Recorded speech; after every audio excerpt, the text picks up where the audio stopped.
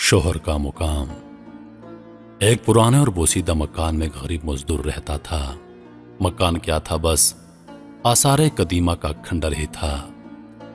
गरीब मजदूर जब शाम को घर लौटता, उसकी बीवी मासूमियत से कहती, अब तो घर का दरवाजा लगवा दें, कब तक इस लटके पर्दे के पीछे रहना पड़ेगा। और हां, अब तो पर्दा भी पुराना होकर फट गया है, मुझे खौफ है कहीं चोर घर में ना घुस जाए।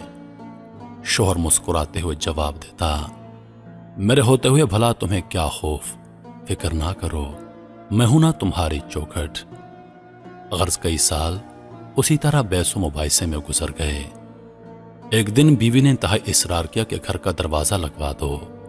बिलाखिर शोहर को हार मानना पड़ी और उसने एक अच्छा सा दरवाजा लगा दिया। अब बीवी का खौफ कम हुआ और शोहर के मजदूरी पर जाने के बाद घर में खुद को महफूज तस्वुर करने लगी।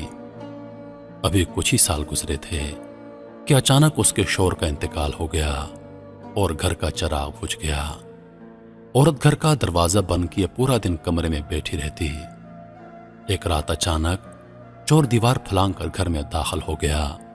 उसके कूदने की आवाज पर औरत की आंख खुल गई। उसने शोर मचाया, मोहल्ले के लोग आ गए और चोर को पकड़ लिया। जब देखा तो मालूम हुआ कि वो चोर पड़ोसी है। उस वक्त औरत को एहसास हुआ कि चोर के आने में असल रुकावट दरवाजा नहीं था, बल्कि मेरा शोहर था। उस चौखट से ज्यादा मजबूत वो चौखट यानी मेरा शोहर था। शोहर में लाख ऐब हों, लेकिन हकीकत यही है कि मजबूत चौखट शोहर ही होता है।